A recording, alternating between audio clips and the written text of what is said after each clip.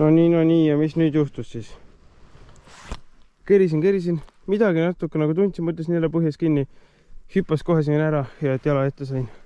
Oleks ette läinud, muidu ei oleks näha jäänud. Aga noh, auk tuli külge.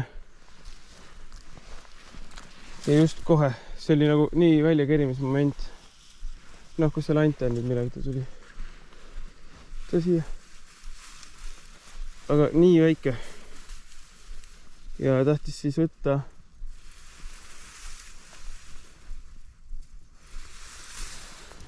Oi, lase näpust lahti nüüd.